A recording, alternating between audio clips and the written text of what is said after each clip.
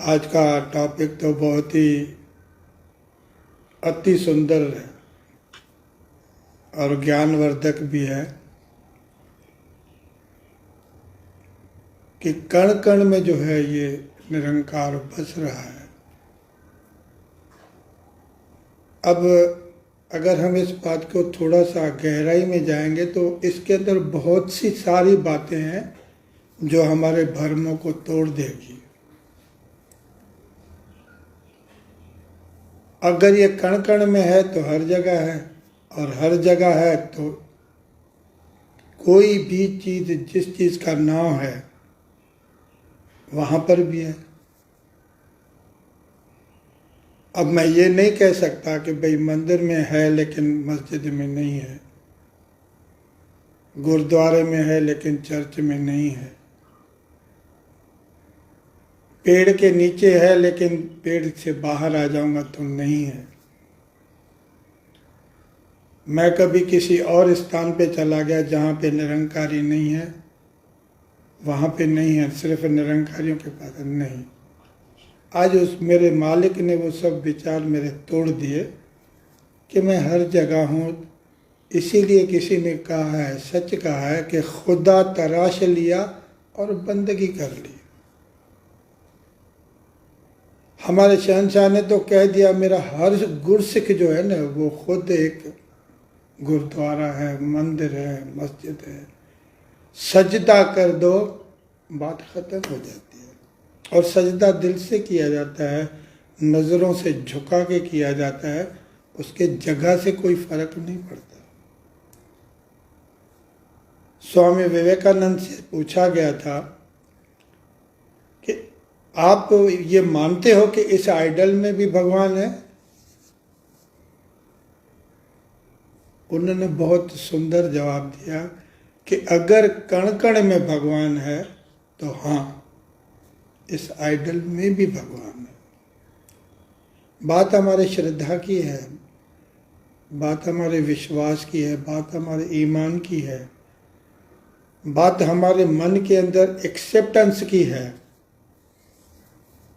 अब आप एक बात सोचोगे तो आपके बात बिल्कुल साफ पिक्चर हो जाएगी कि जब हम निरंकारी नहीं थे, ये ज्ञान की दात नहीं मिली थी, क्या उस वक्त हमारी प्रार्थना निरंकार नहीं सुनता था? क्या उस वक्त उसने पूछ लिया कि नहीं, मैं तुम्हारी बात नहीं मानूंगा जब तक तुमने ज्ञान नहीं लिया है? नहीं, ये पूरे संसार का है। जो इसको जानते हैं ये उसको भी दे रहा है रोटी रोजी, जो नहीं जानते उनको भी दे रहा है। और सबसे अच्छी बात क्या है, जब हम गहराई में जाते हैं तो हमें तो ये भी पता चल जाता है कि ये जितनी भी हमारी फॉर्मेलिटीज है वो भी तब तक है जब तक मैं शरीर में हूँ। अब आप वो दिन सोचो जब हम माँ के गर्भ में थे, कितनी बार हम नहाते थे महात्मा, कितनी बार सत्संग करते थे, कितनी बार सिमरन करते थे, कितनी बार सेवा की हमने? सवाल ही नहीं है। लेकिन उस हालत में भी निरंकार मेरा सर्जनहार था, पालनहार था, रक्षक था और तारणहार था। आज भी वही बात है, दूसरा कोई नहीं। मीरा ने कह दिया मेरा तो जो है वो कृष्ण कन्हैया है, दूसरा कोई। हमारे को भी गुरु ने यह कह दिया कि ये निरंकार तेरा है, दूसरा कोई नहीं। लेकिन हमारे समझने में थोड़ी सी अपनी, जब हम कहते हैं ना वो किसी ने कुछ कहा तो बहुत अच्छा, लेकिन मैंने समझा ही नहीं तो मैंने फिर अपनी बात कह दी। देखिए अभी तक क्या है, अगर आप ध्यान से देखेंगे तो ये जो पहले 4 प्रण है ना वो हमारे शरीर से जुड़े हुए हैं। तन मन धन शरीर से लागू है। खाना पीना उठना बैठना वो भी शरीर से है। कपड़े पहनना वो भी शरीर से है। संन्यास लेना न लेना वो भी शरीर से है, गृहस्थ में रहना या संन्यास लेना। लेकिन निरंकार का जो ज्ञान है वो पांचवें प्राण में है। निरंकार फॉर्मलेस है, आत्मा भी फॉर्मलेस है। तो सिर्फ फॉर्मलेस ही फॉर्मलेस को अपना सूझबूझ, अपनी समझ, अपना एहसास, अपनी फीलिंग वो दे सकता है। अब जब दास ये वर्ड्स यूज कर रहा है ना, इनमें से कुछ भी दिखता है आपको? फीलिंग या एहसास या ज्ञान, सूझबूझ नहीं। लेकिन हाँ, देने वाला शरीर में हो सकता है, घट में हो सकता है। क्योंकि कहा गया है कि हर घट हरि बसे, हरि बिन घट न कोय, बलहारी उस घटता ता घट पर घट हो। यहाँ पर भी हमारे लिए बहुत सारी सोच बात है कि भाई हमको जो ज्ञान मिला है वो कौन सा मिला है। जब गहराई में जाते हैं ना तो मंथन करने का यही फायदा होता है कि जब आप मंथन करते हैं ना तो आपके मंथन से आपके अंदर एक चिंतन होता है। चिंता नहीं, चिंतन। चिंतन से ही चिंता भी दूर हो जाती है। मजे की बात तो यही है। अब जब हम चिंतन करते हैं तो हमारा ध्यान चेतना की तरफ जागृत होता है, और जागृत होने के बाद वो चेतन आनंद से हमारी एक कनेक्टिविटी, लिंक, कम्युनिकेशन की वाइब्रेशन जो है ना, वो आदान प्रदान होना शुरू हो जाते हैं। एक राम दशरथ का बेटा, एक राम घट घट में लेटा, एक राम का सगल पसारा, एक राम है जग से न्यारा। मैं तो यूं भी कहूँगा कि मुझे हरदेव जी बाबा से मिलना है, लेकिन उस बाबा से मिलना है जो पूरे ब्रह्मांड से न्यारा है। वो झाड़ पेड़ पत्ते बंगले कार गाड़ियाँ मोटर सीटर कुछ से उसका कुछ लेना देना नहीं है। क्योंकि फकीर जो है ना, उसका रिलेशन सिर्फ फिक्रत से होता है। वो बेफिक्र है, मलंग है, मौज में है। आपने कभी वो बाबा जी का रूप देखा होगा तो आपके वारे न्यारे हैं। खुले हुए बाल हैं, बिखरे हुए बाल हैं, अपनी धुन में बैठे हैं, आंखों में खुमार है। और जब आप देखते हो तब आपको लगता है कि ये जो राम है ना, ये जगत से न्यारा है। इसके भ्रम में मत पड़ना कि ये जो शरीर है वो नहीं है। नहीं, ये शरीर है ही नहीं।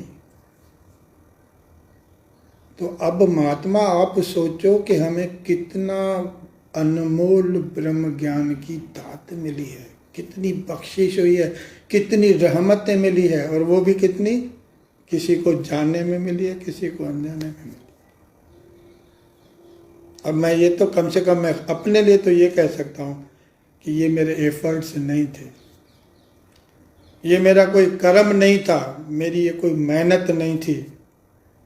जो कुछ था वो इसकी बख्शिश थी, और वो भी अनकंडीशनल थी। अभी तो बात से महात्मा कहते हैं कि हमसे ये पूछा जाता है, वो पूछा जाता है, लेकिन जहाँ तक दास को याद है तो दास से तो कुछ भी पूछा नहीं गया था। 63 में माँ का प्यार, सतगुरु का प्यार और निरंकार का प्यार, ये अनकंडीशनल होता है। इसके लिए ही कुछ लोगों ने तो यहाँ तक भी कह दिया, मुझे तो मेरे नाम याद है, हमारे प्रोफेसर ब्रजमोहन खोसला जी कहते थे कि अगर स्वर्ग है तो मेरे माँ के चरणों में है। वो अपनी माँ की बात नहीं कर रहा, तो वो सबकी माँ की बात कर रहा है। तो ये जो गहराई है ना, इस गहराई में जाने की जरूरत है। माँ ने कभी बच्चे से पूछा है अभी तक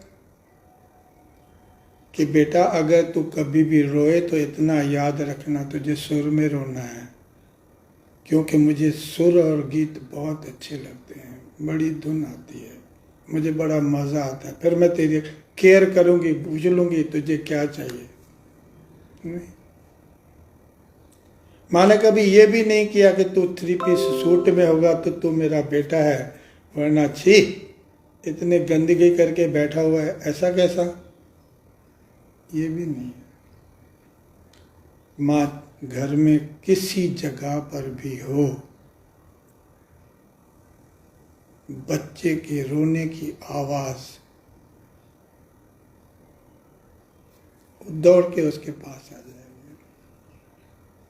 है आपको इतना यकीन कि अगर मैं रब को पुकारूंगा तो रब भी मेरे पास दौड़ के आएगा?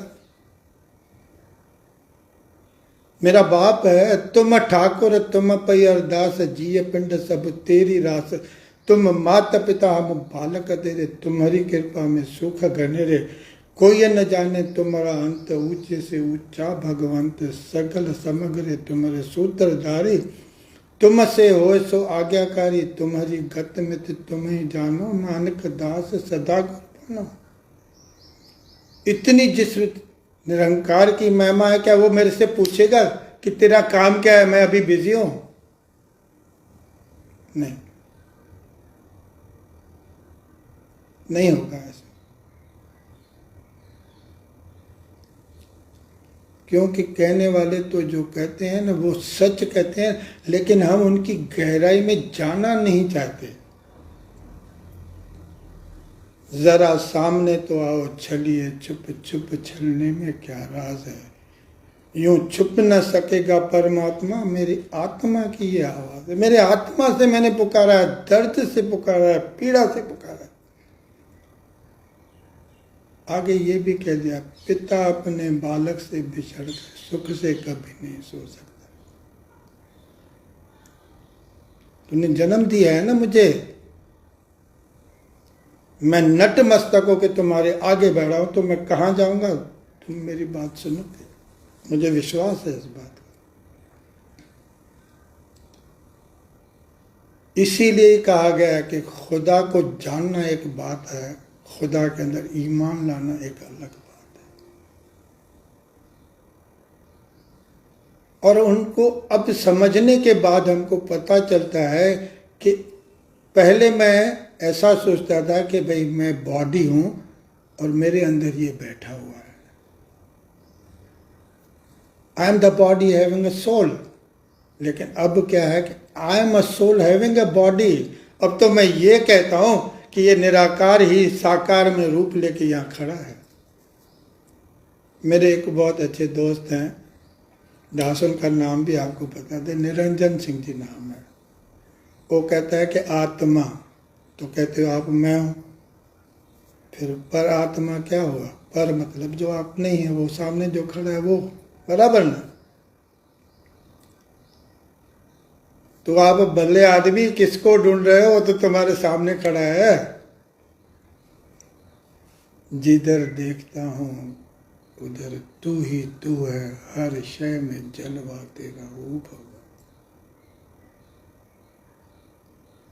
जिस दिन हम अगर मगर किंतु परंतु में भी मेनाट से बाहर आ जाएंगे ना, इसके अंदर तो सिर्फ मौज ही मौज है, आनंद ही आनंद है।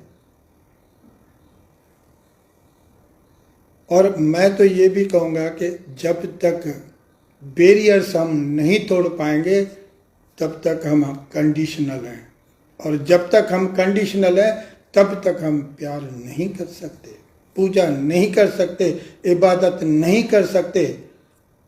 फिर वो हमारी फॉर्मेलिटी है जो हम पूरी कर रहे हैं, 6 से 8 वाले या 5 से 7 वाले नहीं। दास थोड़ा सा हटके आपसे बात कर रहा है। हमारे यहाँ पे एक दरवेश हैं बड़ौदा में, अभी ब्रह्मलीन हो गए, बाबा परशुराम साहब कहते थे उनको। तो दास का मैं आपको सच बताऊं, मेरा फ़कीरों से उठना बैठना थोड़ा ज़्यादा ही है। क्योंकि मुझे कभी ऐसा लगा ही नहीं कि ये एक जगह पे है। मैंने तो जहाँ भी देखा तो मुझे तो यही नजर आया। तेरी इबादत करता हूँ तो भी तू है मस्जिद में, कोई अल्लाह अकबर बोले तो मुझे क्या फ़र्क पड़ता है, तो गूंज तो तेरी है, आवाज़ तो तेरी है, रमज तो तेरी है, समझ तो तेरी है, मुझे क्या फ़र्क पड़ता है कि बोलने वाला कौन है, आवाज़ तो तेरी है यार। दरवेश को दास ने बताया कि भाई मैं बॉम्बे जा रहा हूँ, तो कहता है ऐसा करो, तुम अगर बॉम्बे जा रहे हो तो वहाँ जोगी सर हैं, उनसे मिल लेना। हीरानंदानी गार्डन में रहते हैं। दास जैसे ही दादर पे स्टेशन से उतरा, सीधा जो है रिक्शा की और हीरानंदानी गार्डन पहुंच गया। वहाँ पे जाके दस्तक दी दरवाजे पे, तो जो आदमी सामने आ गया उसको देख के मैं भी हैरान हो गया। मैं कहा अरे श्याम जी आप यहाँ कैसे? कहता यार मैं भी हैरान हूँ कि आपने मुझे कहाँ से ढूंढ लिया जल्दी इतना, क्योंकि हम दोनों सऊदी अरब में साथ में थे 7 साल तक। मैंने कहा ऐसा है कि मैं तो जोगी सर से मिला। कहते मेरे डैडी हैं। मैं कहा यार तू भी गजब का आदमी है, कभी बताया नहीं मुझे। कहता लेकिन तुमने पूछा भी तो नहीं। अब आप इस इशारे को समझो, पूछने वालों को पता चलता है। रब की तलाश करोगे तो रब मिलेगा ना, जग की तलाश करते हो तो जग मिला है आपको। जिज्ञासा एक बहुत बड़ी चीज है, बहुत बड़ी चीज है, बहुत गहराई की चीज है।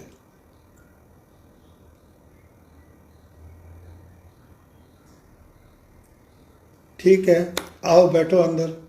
बैठ गया। कहते हैं थोड़ा आराम कर रहे हैं तो फिर करेंगे। तो जब तक तो दास फ्रेश हो गया, नाश्ता वास्ता भी कर लिया, क्यों एज अ फ्रेंड थे हम दो। लेकिन अब एक बात जो मैं आपको अभी बता रहा हूँ कि जब मैं बड़ौदा से निकला तो मेरे उस दरवेश ने कहा कि जब उसको मिलो ना तो उसको हग करके मिलना।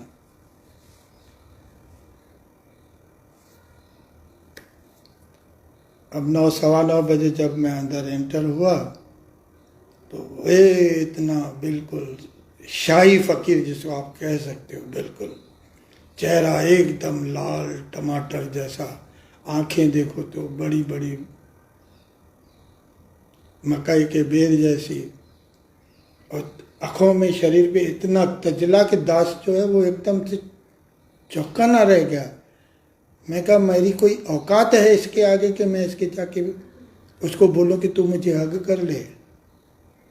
सवाल ही पैदा नहीं होता है। मैंने तो जाके उनके चरणों में हाथ रखे,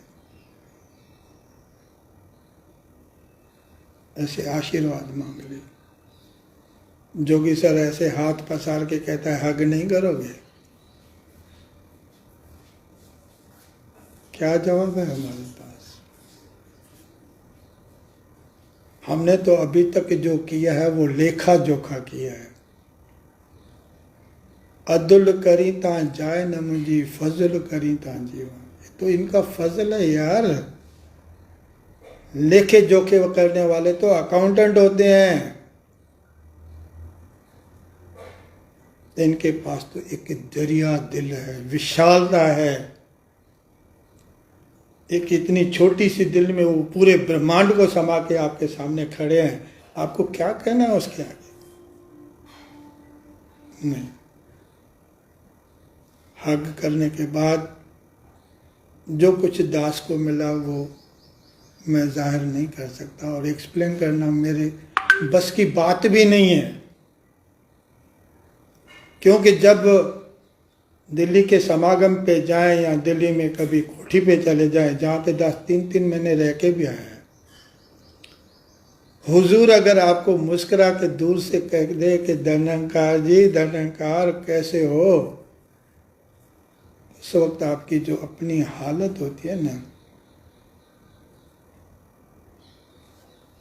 कोई नहीं कह सकता। उस वक्त मन से एक ही बात निकलती है कि सच्चे पातशाह तू बेअंत है। मैं नहीं समझ पाऊंगा आपको। तो जोगी सर मेरे को कहते हैं क्यों द्वारका, अभी क्या ख्याल है?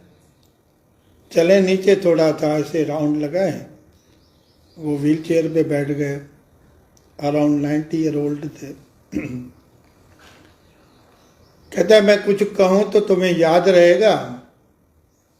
मैं कहा मेरे लिए तो वो बख्शिश है, मेरी तो झोली ऐसे ही मैंने खरीद रखी है कि आप जितना मालिक हो, जो देना चाहो सत्वचन।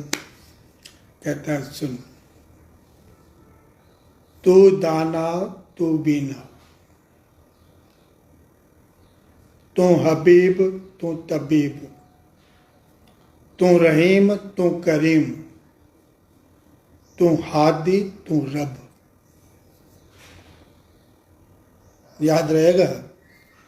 मैंने कहा आप आशीर्वाद करोगे तो याद भी रह जाएगा, लेकिन इसका अर्थ क्या हुआ समझ में आया? मैंने कहा नहीं, आप मालिक बैठे हो तो आप ही मुझे रहमत दोगे ना, मेरी सूझबूझ इतनी कहाँ से हो सकती है? कहता है कि तू दाना तू बिना का मतलब है कि तेरे जैसा कोई समझदार और तेरी जैसी दूरांदेशी। दाना का मतलब समझदार और बिना का मतलब जहां तक नजर जाती है, और कोई नहीं है। मेरा अगर कोई महबूब है तो तू है, मेरा महबूब तू है, हबीब तू है, और तबीब भी तू है। मेरी जो दारूं दवा तुंहिंजो दीदारा, बस ॾेखारण हकीमन के बेखारा।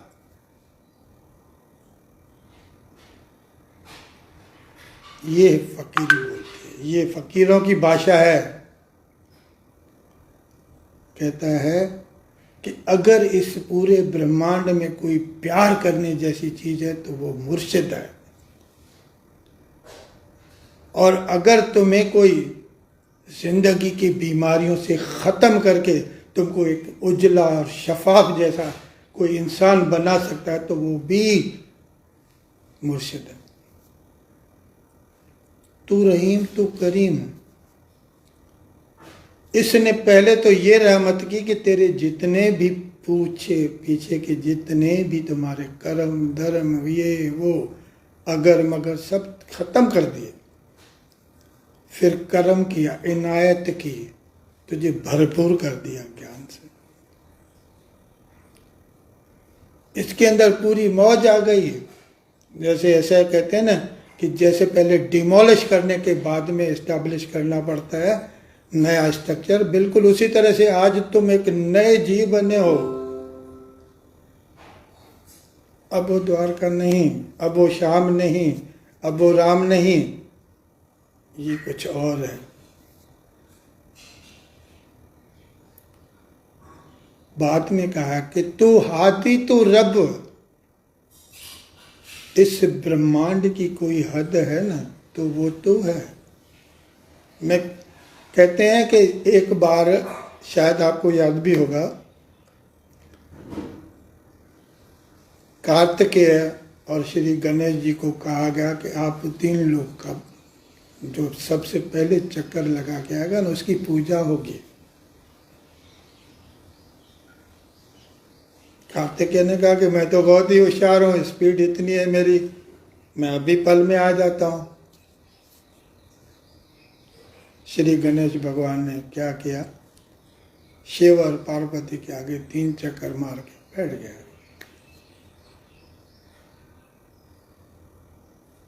कार्तिकेय ने क्या देखा, मैं जीत गया ना। कहता है मेरे लिए ये 3 लोग का मालिक जब मेरे सामने, पूरा ब्रह्मांड भी मेरे सामने तो है। आज पूजा जो है पहले श्री गणेश की इसी वजह से होती है कि उसकी जो सूझबूझ थी वो अलग थी। हमने गुरु को अगर गुरु माना है और सरदार जी माना है और पगड़ी में बांधा हुआ एक इंसान माना है तो हमें वही दिखेगा। लेकिन उन्होंने, जिन्होंने इसमें रब को देखा उनके वारे न्यारे हो गए। आज वो कह देते हैं मुझे और कुछ नहीं चाहिए, no I don't need anything, that's all. तू हादी तू रब। अगर रब किसी को कहा गया तो वो भी तू ही तो है तेरे सामने साकार में। आज दास इसीलिए आपसे ये सब बातें शेयर कर रहा है कि ज्ञान अनमोल मिला है, लेकिन ज्ञान, गुरु और निरंकार एक ट्रायंगल जैसा है, और तीनों they are complementary to each other. आपको निरंकार का ज्ञान चाहिए, हमें निरंकार से मिलने के लिए ज्ञान चाहिए, लेकिन वो ज्ञान निरंकार का सतगुरु के पास है। वो सतगुरु जब हमें ज्ञान देता है तब हमको जाके बात समझ में आती है कि ये कैसा है। लेकिन मजे की बात क्या है, हमारी कंफ्यूजन का है, कभी कभी हम अटक जाते हैं। निरंकार हर जगह मौजूद है, कण कण में मौजूद है। इसलिए उसने कहा कि मेरे शरीर की तरफ मत देखना, मैंने तुझे इससे जोड़ा है, तुम उसी के साथ ही बने रहना। ये बहुत जरूरी है तुम्हारे लिए।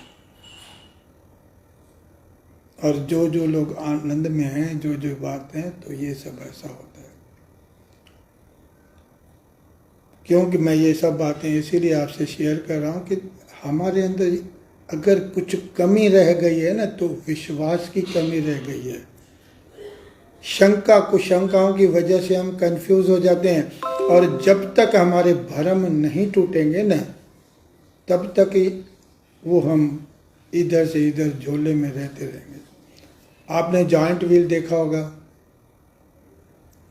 जॉइंट व्हील पे जब हम ऊपर की तरफ जाते हैं तो हमारे अंदर से हू, और जब नीचे आते हैं तो हा, ऐसी आवाज आती है।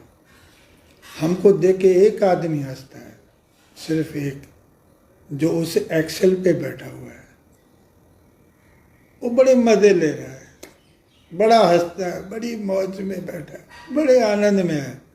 कहता देखो कैसे चला रहे हैं। क्यों? कि वो सेंटर ऑफ ग्रेविटी पे बैठा हुआ है। महात्मा, दुनिया नहीं बदल सकती, हमको खुद को बदलना है। सेंटर ऑफ ग्रेविटी पे बैठ जाओ। जो कुछ बनाया है उस ब्रह्मांड को बनाने वाला निरंकार है, न तुम हो न मैं हूं। फिर वो चमगादड़ की तरह हम उल्टे क्यों लटके हुए हैं? उससे पूछा गया था चमगादड़ से, भाई आप उल्टे क्यों लटक के सोते हो? कहता है भाई साहब, अभी आसमान बना है तो किसी दिन तो गिरेगा ही गिरेगा, और गिरेगा तो उसको कोई पकड़ने वाला भी तो होना चाहिए। महात्मा, फिक्र में क्यों दुबले हो रहे हो? मियाँ जी वाली बात क्यों करते हो कि मियाँ जी दुबले क्यों, कि सारे गांव की चिंता? ये सर्वशक्तिवान है, जिसे इसको देना है वो दे के ही रहेगा, और जिसको नहीं देना है उससे छीन के रख लेगा। हम कुछ नहीं कर सकते। समर्थ को नहीं दोष को सही। ये समर्थ है मेरे भाई, और ये कितना समर्थ है मैं आपको एक एग्जाम्पल दूंगा जो दास के साथ बातें हुई है। दास एक बार उदयपुर गया हुआ था। इत्तेफाक से मन में आया कि यहाँ कहते हैं नाथ द्वारा बहुत अच्छी जगह है और जाना चाहिए। तो मैं कहा कोई बात नहीं, कौन सी बड़ी बात है इसमें। तो रात को जाके एक होटल में रह गए। भाई कल सुबह में जो 4 बजे जाएंगे। अब दास की कुछ एक्साइटमेंट जो है वो थोड़ी बढ़ गई। 12 बजे के बाद मैं सो नहीं पाया। ऐसे निरंकार के बारे में 2:30 बजे, 2:45 बजे में बिल्कुल फ्रेश होके नहा धो के बाहर आ गया कि मैं ऐसे पैदल ही चला जाता हूँ, कहाँ दूर है मंदिर। 3:30 बजे तक तो मैं वहाँ पहुँच भी गया। और मन में एक ऐसा थोड़ा सा एक होता है ना कि देखो मैं सबसे पहले जा रहा हूँ दर्शन के लिए। अंदर जैसे एंटर हुआ तो देखा तो मेरे से पहले तो 4000 लोग वहीं पहले ही थे। तो दास के मन में तो हंसना आ गया। मैं कहा ले भाई बोल अब क्या करना है। तो जैसी दास की नेचर है, फितरत है, जो भी है इस मालिक का दिया हुआ है। मैंने तो जाके इतना ही बोला कि देख मेरे भाई, मेरे साहिब, मेरे गरीब नवाज, यहाँ तक तो आना मेरे बस में था, अब तेरे को अंदर आके मिलना ये मेरे बस की बात नहीं है। ये 4000 लोगों को मैं कहाँ धक्का धुक्की करूँगा। वो तो इतने लंबे चौड़े हैं कि मेरे को गोद में लेके घूमे ऐसे। अब तेरी आगे रजा है यार, मैं तो खड़ा हूँ, अब आगे तू जान, तेरा काम जाने। जहाँ पे अब लाइन लगी हुई थी उसके बिल्कुल मैं सामने जाके खड़ा हो गया। बराबर टाइम से जो है चौकीदार, जो वहाँ का दरबान है या सेवक कहो, सेवादार कहो, मेरी तरफ देख के मुझे डांट के बोलता है, ए वहाँ क्या खड़ा है, वहाँ थोड़ी लाइन है, आओ इधर, इधर आके खड़े रहो। मैंने कहा मेरे भगवान, इसी में भी तू ही बोल रहा है। मैं खड़ा हो गया। पहला नंबर दास का लगा, दर्शन किए, आंखों में आंसू आ गए। सूरज और चांद जैसी चमक देख के दास तो चकित रह गया। 1 मिनट के लिए दास रुका और मैं बाहर निकलने लगा। सब लोगों ने मेरे को, जो मेरे आसपास में खड़े थे, कहते अभी तो शुरू हुआ है, अभी क्या है। मैं कहा नहीं, हमारी मुलाकात हो गई भाई, ये सबका है, खाली मेरा थोड़ा है यार। जो बाहर खड़े हैं वो भी तो इसी को ही मिलने आए हैं ना।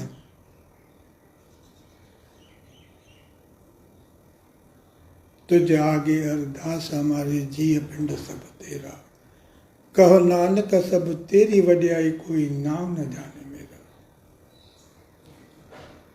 न कोई द्वारका था, न कोई द्वारका है, न कोई द्वारका रहेगा, इसका नाम रहेगा अकाल मूर्त। आदि सच जुगाद सच, है भी सच, नानक होसी भी सच। यही है जो सच था, सच है और सच रहेगा। आओ हम बाकी की बातों को भूल के इस यार के साथ जब आएंगे ना, फिर एक ही दिल की आवाज़ निकलेगी, सदा मौज।